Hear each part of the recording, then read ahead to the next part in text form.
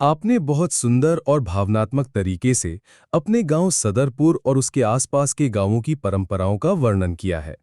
इसे मैं आपके लिए कहानी के रूप में गढ़ देता हूं, ताकि भविष्य में इसे कोई भी पढ़कर आपके गांव की आत्मा और पहचान को महसूस कर सके। सदरपुर, बनासकांठा की पावन धरती का अनमोल गांव। बनासकांठा की पावन धरती पर बसा सदरपुर गांव अपनी सरलता, परंपराओं और सामूहिक एकता के लिए जाना जाता है। ये गांव सिर्फ ईंट पत्थर का नहीं, बल्कि दिलों का घर है, जहां हर जाति और वर्ग के लोग मिलजुल कर रहते हैं।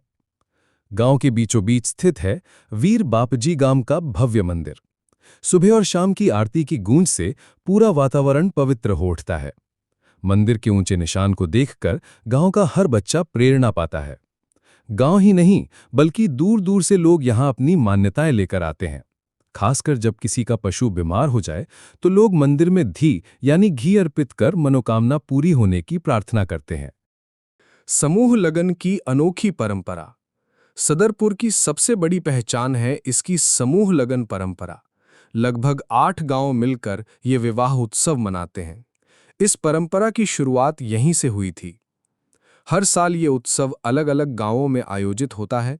एक साल सदरपुर, फिर लुनपुर, जबड़िया, अराणीवाड़ा और अन्य गांवों में।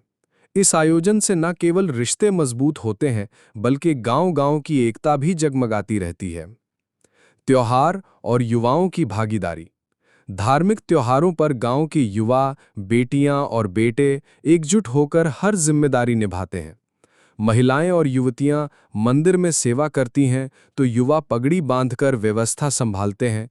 ये तस्वीर सदरपुर की सामाजिक शक्ति और संस्कारों की गवाही देती है। बुजुर्गों की सीख, युवाओं का नेतृत्व। सदरपुर का एक और अनोखा पहलू है यहाँ के बुजुर्ग। वे सिर्फ परिवार ही नहीं, बल्कि पूरे गांव को एक सूत्र में बांधे रखते हैं। हर निर्णय सामूहिक रूप से लिया जाता है। छोटे बड़े सभी मिलकर गांव की समस्याओं और खुशियों पर चर्चा करते हैं। आज का युवा भी इस परंपरा को आगे बढ़ा रहा है। सरपंच और युवा वर्ग मिलकर हर गांववासी की बात सुनते हैं।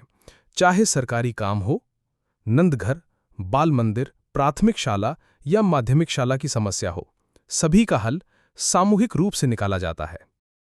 गर्व का गांव। इसीलिए आज भी सदरपुर का हर निवासी गर्व से कहता है, हमारा गांव सिर्फ एक जगह नहीं, बल्कि संस्कृति, एकता और प्रेम का प्रतीक है। ये कहानी सिर्फ सदरपुर की नहीं, बल्कि उस मिट्टी की है जो इंसानों को जोड़ती है, परंपराओं को जीवित रखती है और आने वाली पीढ़ियों को एक अनोखी पहचान। नमस्कार दोस्तों, अगर आपको ये कहानी अच्छी लगी और आपने भी गर्व महसूस किया, तो मुझे लिखकर जरूर बताइए। आपकी राय और प्रतिक्रिया से ही हमें नई कहानियों की प्रेरणा मिलती है। हमारा मकसद है कि हम सब मिलकर अपनी परंपराओं, गांवों और इतिहास को नई पीढ़ी तक पहुंचाएं। इसलिए चैनल को सब्सक्राइब जरूर करें और बेल आइकन दबाएं, ताकि हर नई कहानी सबसे पहले आप तक पहुंचे।